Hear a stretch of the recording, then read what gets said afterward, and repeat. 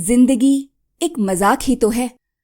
ओशो उन चंद गुरुओं में शुमार थे जो धर्म का हंसमुख रूप पहचानते थे, गूढ़ बात को एक लतीफे में कहना जानते थे। अनुराग वत्स। ओशो कहा करते थे, जब धर्म और हास्य मिलते हैं तब ध्यान हंसता है और हंसना ध्यान बन जाता है। तब चमत्कार घटता है, चमत्कारों का चमत्कार। लेकिन वो ऐसा केवल कहते नहीं थे, इसे मुमकिन भी किया था। दो विपरीत का मिलन ओशो के यहाँ सहजता से हो गया था।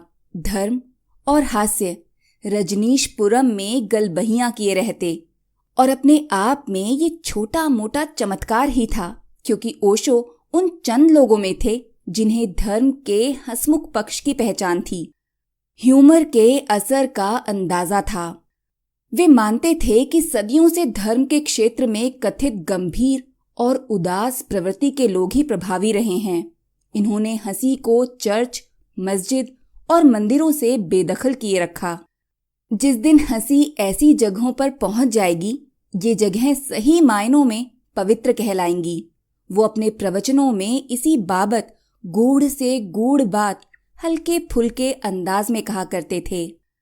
उनकी कामना सहज, सरल और सबके लिए पच जाने लायक विचारों का पकवान परोसने की थी। सेंस ऑफ ह्यूमर को इंसान की बुनियादी जरूरत बताते हुए ओशो ने कहा था, इसी से कोई शख्स संपूर्ण बनता है। ये सेंस ऑफ ह्यूमर है जो हमें सेहतमंद, युवा और तरोताजा बनाए रखता है। इस सिलसिले में अपने अनुयायियों के बीच दिया गया उनका एक प्रवचन बहुत मशहूर हुआ। इसका नाम है my whole life is full of jokes. इसमें उन्होंने कहा है कि बुद्ध की जगत प्रसिद्ध सीख अप दीपो भवः की बजाय अपना मजाक खुद बनाओ पर अमल करना ज्यादा आनंददायी है। जलते दीप का क्या करोगे, सिगार जलाओगे या दूसरों का घर? उनका साफ मानना था कि अपने आप को गंभीरता से लेने की जरूरत नहीं है। इसके लिए नजीर भी वो खुद की ही पेश किया करते थे, अपने जीवन को मजाक का गुलदस्ता बताकर। ह्यूमर कितना कूट कूट कर भरा था ओशो में, ये हमें मुल्ला नसरुद्दीन के प्रति उनके प्रेम से पता चलता है। ओशो कहते, मैंने मुल्ला नसरुद्दीन से जितना प्रेम किया है उतना किसी से नहीं किया होगा। धर्म और हास्य एक दूसरे की ओर पीठ किए हुए खड़े रहते थे। नसरुद्दीन ने उनके बीच का झगड़ा खत्म करवा दिया। मुल्ला बतौर पात्र ओशो की अपनी गढ़ी हुई कहानियों में भी खूब आवाजाही करते। ओशो का एक प्रिय पात्र चंदूलाल भी है, जिसके ऊपर उन्होंने कई मजेदार कहानियां कही हैं। ये चंदूलाल कोई और नहीं, हमारे आपके बीच का इंसान है। ओशो उसके जरिए हमारी आयरनी को उजागर करते हैं।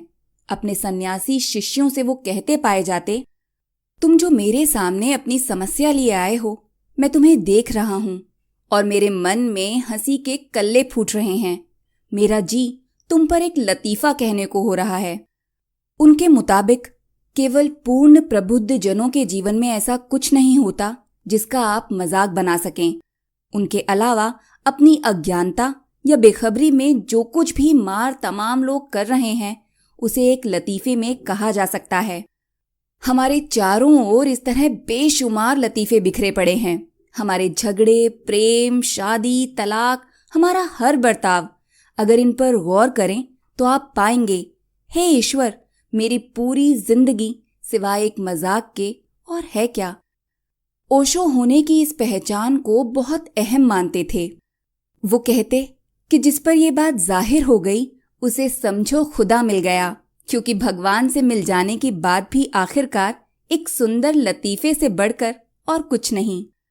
लतीफे का लुत्फ देती ओशो की ये बातें कई लोगों को चुभती थीं। वे इससे आहत होते। कुछ लोग उन्हें मजाक के मुखौटे में छिपा एक उकसाऊ दार्शनिक बताते, कुछ शैतान। ओशो से जब पूछा गया कि आप कई बार लतीफों के नाम पर ऐसी बात भी कह जाते हैं जिनसे लोगों का दिल दुखता है, वे परेशान होते हैं, इसके पीछे आपकी मंशा क्या रहती है?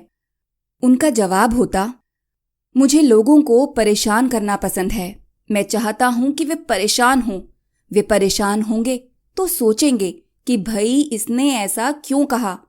लोगों ने सदियों से सोचने का काम बंद कर रखा है। कोई उनके सामने नहीं पड़ता जो उकसाए, उन्हें परेशान करे। वो आगे जोड़ते, मैं हर लिहाज से एक आज़ाद शख्स हूँ। मेरा किसी की पार्टी लाइन से कोई लेना देना नहीं, इसलिए पूरी तरह से मजाकिया होना मेरे लिए मुमकिन है। इस सिलसिले में उनका कहा एक लतीफ़ा बड़ा मौजू है। लतीफ़ा कुछ यूं है। एक दफ्तर है, उसका एक बॉस है, कुछ कर्मचारी हैं। बॉस को चुटकुले सुनाने की आदत है। अब बॉस ने चुटकुला कहा है तो हंसी आए ना आए, नौकरी बचाने के लिए सबको हंसना पड़ता। एक दिन बॉस चुटकुला कहे जा रहा था, सब हंसे जा रहे थे सिवाय दफ्तर की एक टाइपिस्ट के। बॉस को ये बात अखर गई।